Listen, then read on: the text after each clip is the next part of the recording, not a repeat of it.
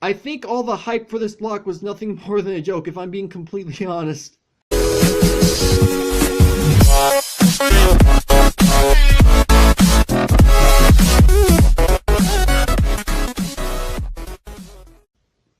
What's up, agents? Zero here, and welcome back to yet another video. And today we are going to be reviewing the brand new 1.2 beta for Minecraft. Now, I say Minecraft and not Pocket Edition. You can obviously see that it doesn't say Pocket Edition on the title screen, and that's because in this new version of the game, as you guys probably already are aware, they are combining Pocket Edition and Windows 10 with Xbox One, Nintendo Switch, and possibly the Wii U. I'm not 100% sure. I don't have Minecraft on my Wii U to actually know this for a fact. But yeah, so they're combining all those different versions of Minecraft into one game, so it's no longer Console Edition, Pocket Edition, it's all just Minecraft. And also, you probably already could tell I'm rocking out the Steve skin because apparently on the beta, skins don't actually work. It thinks my skin is actually corrupt. I tried several times to get my skin to work, it just wouldn't. Yeah, so we're reviewing the 1.2 beta. I'm actually going to be reviewing this beta in two separate videos, and the reason for that is because there is a lot of stuff that is brand new in this update, and I just cannot make an entire video on the entire beta all at once because there's just way too much stuff. So it's going to be in two parts, so make sure to stick around on the channel for part 2 of this beta. And one final thing that I am going to go ahead and mention, this is going to be a bit of unfortunate news. I am not going to be staying on the beta the entire time because I was on my survival world earlier and it was generating so much lag that there's no way I'm going to be able to play on my survival world until the lag is fixed, and I want to be able to work on there, so I'm not going to be on my survival on the beta the entire time the beta is out, so I do apologize, but I'm going to review as much of this beta as I possibly can, but unfortunately that means my survival series will be canceled until then. Anyway, I've probably talked long enough. Let's actually get into the actual beta itself. So as you can tell, we have 3 tabs on the world select menu. We have Worlds, Friends, and Servers. Servers was previously on the Friends tab, and so now it's got its own separate tab by itself. So let's go ahead and jump into this world. And here is one of the first brand new features to this, is that now that when you're trying to join a world, it says little tidbits of information and sometimes funny facts about Minecraft as a whole while you were waiting for the game to load. And I have like one of the slowest tablets possible, therefore it's going to take, okay, never mind. So here we are inside of the world that I created in order to review this beta, and the first thing I'm going to go ahead and mention is that, as you can tell, there's a black outline along these blocks that I'm looking at. This is a brand new feature to 1.2, and this is toggleable. If you guys do not like this black outline and you prefer the highlighted blocks, that is toggleable within, I do believe, video settings. I'm not 100% sure. I'd have to check that. But the first thing we're going to be taking a look at, obviously I've been staring at it a while, is the brewing stand. Now, obviously it's not new to the game, but what is new is that it's got a new inventory slot. Brewing stands in PC for a while have required blaze powder as fuel, and they just recently added this into this version of the game. So now if we go ahead and put in blaze powder right here, so it just took in one of the blaze powder. If you look above this particular potion slot right here that I have highlighted, there is a little bar. So basically, if you start brewing potions, this bar will start going down, and when this bar completely empties, it will pull out another blaze powder and fill it back up. So that is one thing that has changed. Another thing that has changed is the observer block. Now this is again not new to the game, but this has actually two brand new textures. The first one is on the back right here. Now, for those of you who have been on my channel for a long time, this is not anything new, and the reason of that is because I have a resource pack that changes the texture for the Pocket Edition observers to that of PC observers, and so they decided to change it so that all versions of Minecraft have the exact same texture. So this is completely brand new, and the other side of this block, this texture is also brand new. Now, it doesn't look any different, but that's because this texture is actually animated. So whenever this side detects anything, then this side is going to have a flash on this little red circle. I've got a little tiny redstone circuit set up. As you can tell, it actually lit up as the block in front of it was detected. So that's something new. Now we're going to actually get into the brand new features and blocks in the game. And before I get started, usually when I do these beta updates, I like to have the items in this item frame right here named in an anvil, but unfortunately anvils are having a little bit of a problem, so I couldn't do that. I know it's probably not important to some of you, but the first thing that we have is stained glass, and this is the recipe right here, and it gives you 8 stained glass, and then you can make stained glass panes. And I do believe, if I remember correctly, it makes 16 just as normal. Now this is what the stained glass and the stained glass pane looks like. Obviously this isn't all the colors. I just did only a small number of them just to show you guys what's going on. But something about these, and something about normal glass as well, is that if there is actually more than one of the exact same block together, then you are not going to end up seeing the texture of further blocks as you look through. But because these are all different colors, you can obviously see the textures through the sides. And I do believe that the glass panes do the exact same thing. I'm not 100% sure. Now next up, this is a completely brand new model for individual blocks of glass panes and iron bars. So previously in Minecraft Pocket Edition specifically, they were little plus signs, and now they're individual rods. So that's actually a really nice thing to have, specifically for those of you who are map makers like myself, who are trying to add a little bit more detail into your creations.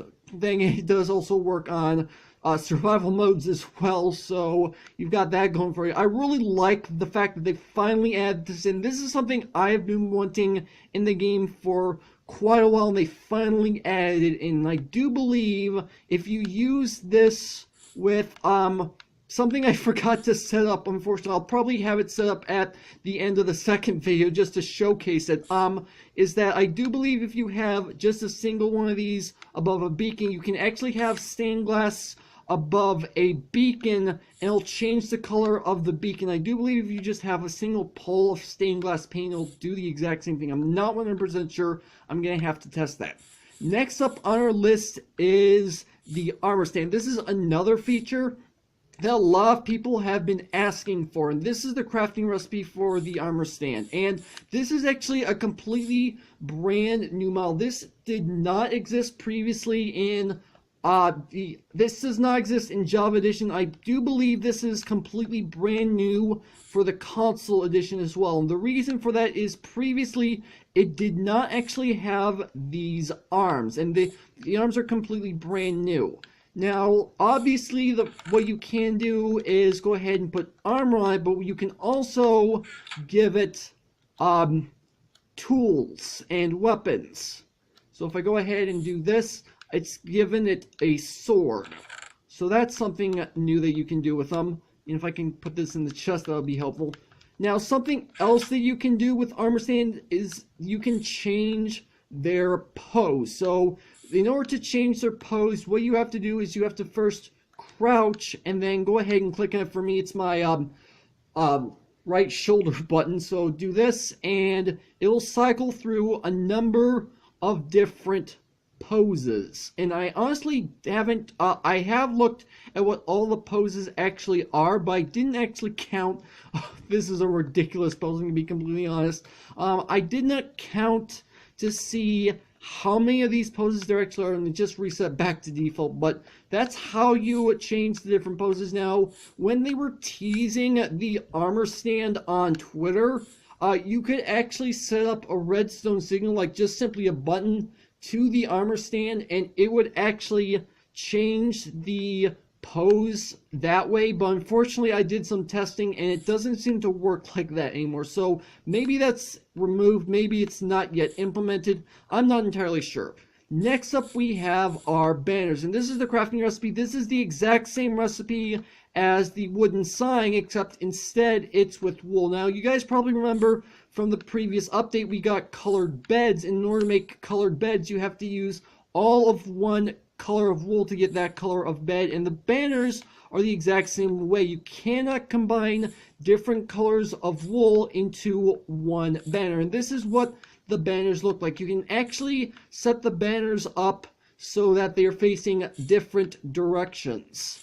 And one other thing which I'm not going to be covering on this channel, because there are plenty of tutorials already on YouTube, is that you can actually customize what the banners look by using like dyes, and you can sometimes use, I know you can use certain mob heads, I know you can put like creeper heads and you get creeper face on them, and depending on how you put the dyes into the crafting table with the banner will determine exactly what the pattern is. And I'm not 100% sure about this, but I do believe banners do in fact have a limit as to how many times you can edit what they look like before you can no longer put them in a crafting table and add more to them. Now, something I actually did end up noticing from working is that banners will actually stack in sets of 16, which I actually did not realize. I thought they were actually something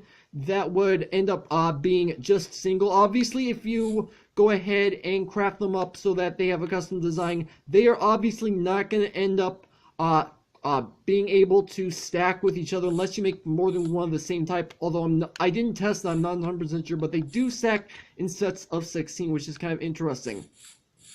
Next up, what we have here is coarse dirt, and you can either craft it using this crafting recipe and it'll give you 4, or it will naturally generate in the world. And this is what coarse dirt looks like in the world, and this is regular dirt, just for comparison. Now, Mojang was hyping up this block, and I'm not entirely sure why. I think all the hype for this block was nothing more than a joke, if I'm being completely honest. Now, one thing I actually find out about Coarser, which I actually forgot to get stuff out. Yeah, by the way, we have a brand new creative menu, which I was going to showcase often because I forgot to get out some materials. I guess now is probably a good time to show it. Something you should probably notice is that some of these icons actually have a triangle next to them. So I'm going to go to the hose section. If I go ahead and click on this, it's going to change the arrow in the other direction, and it gives you all the different items of that type. So that's actually really good to know. And plus, if you go ahead and exit the creative inventory and go, oh, that's the wrong button. If you go back into the creative inventory, and the menus will actually go back down. Something else I should probably mention is that they have a brand new crafting system, which if you're in creative, if you take a look on the right side of my inventory screen, it shows what the crafting recipe is. Now, they do have this in survival mode as well. I really wish they would be, actually have the ability to turn that off, because I know it would help out some people, because some people probably don't know every single crafting recipe. I mean, granted, I don't know every single crafting recipe, but I usually try to figure things out. But if there was an option to be able to disable this, obviously wouldn't be disabling it in the creative menu, but if you could disable it for survival mode, that would actually be useful, and I don't know why I decided to go ahead and grab that. I don't need it. Anyway, back to this. So we're going back to the coarse dirt, and something that you probably should know is that if you take coarse dirt and you put a hoe on it, or you attack it with a hoe, it will change back into regular dirt. So if you don't want coarse dirt on the ground for whatever reason, then you can do that. And something about coarse dirt is that grass does not spread to it. Grass will not spread to coarse dirt. So if you want to have a dirt path, other than just simply the pressed path, then you can use coarse dirt, and you can use that in order to create the path that you want. And like I said, grass will never spread to it. Now, this is the book and quill. This is another feature that people have been wanting in the game for a long time, and this is the crafting recipe. Take one book, one feather, and one ink sac. So you have to actually kill squids in order to get this, and you get yourself a book and quill. So let me go ahead and pull out this book and quill really quick. So what you do with this book and quill is you click on it on the ground, and it opens up this dialog box.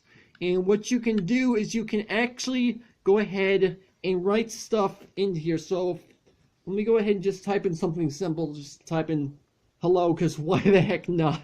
So you can type pretty much whatever you want inside of these books. And this is actually going to help out map makers a whole heck of a lot, because previously the only thing you could really do is put like pieces of paper into an anvil or use a whole bunch of signs. This is going to make it a whole heck of a lot easier, and you can actually have this be pretty much whatever you want it to be. Now, I'm not entirely sure. Oh yeah, this is so you can edit the text. If I go ahead, this will completely delete the text. This will move it over to the next page, and I'm not 100% sure what this will do.